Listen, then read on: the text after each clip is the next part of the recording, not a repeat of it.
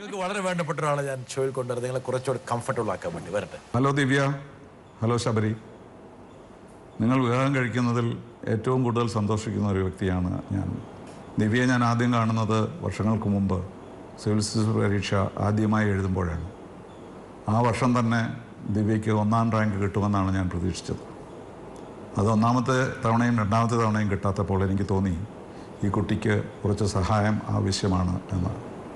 അങ്ങനെയാണ് NSS civil service അക്കാദമിയിലേക്ക് വന്ന് ഒരു വർഷം ഇവിടെ താമസിച്ച് പഠിച്ചത്. അതിൽ നിന്നാണ് സിവിൽ സർവീസിലേക്ക് ജയിച്ചതും IAS കിട്ടിയതും. അതുകൊണ്ട് എനിക്ക് വളരെയധികം സാറ്റിസ്ഫാക്ഷനുണ്ട്, വളരെയധികം സന്തോഷമുണ്ട്.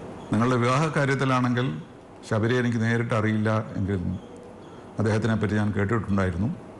എന്താണ് ഞാൻ വിവാഹ കാര്യത്തിൽ ചെയ്തത് എന്ന് ചോദിച്ചാൽ അത് ഒരു നെഗറ്റീവ് കോൺട്രിബ്യൂഷൻ എന്ന് പറയാം. കാരണം കഴിഞ്ഞ 5 വർഷം ദിവ്യയ്ക്ക് വന്ന പല വിവാഹ പ്രപ്പോസലുകളും വേണ്ടെന്ന് വെക്കാൻ ഞാൻ സഹായിച്ചു എന്നുള്ളതാണ്.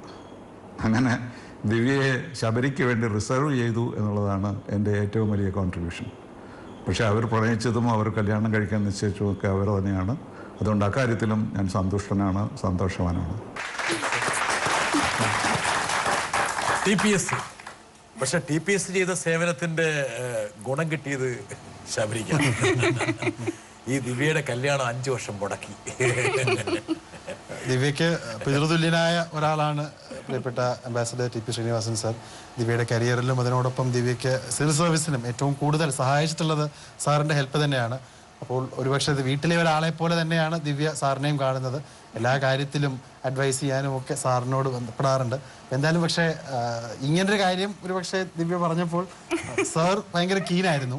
എന്നെക്കുറിച്ച് മോശം പറഞ്ഞില്ല എന്നുള്ളത് വലിയ കാര്യമാണ് എനിക്ക് തോന്നുന്നത്. ദിവ്യ 5 വർഷക്കാലം കല്യാണം മുടക്കി എന്ന് പറയുമ്പോൾ അപ്പം TPS-നോട് ചെറിയ ദേഷ്യമൊക്കെ തോന്നിയിട്ടുണ്ടല്ലോ? വരുന്ന കല്യാണമൊക്കെ ഇങ്ങനെ മുടക്കിക്കൊണ്ടിരുന്ന എന്താ സിറ്റുവേഷൻ? ഇത് ഇങ്ങനെ പോകാൻ പറ്റുമോ?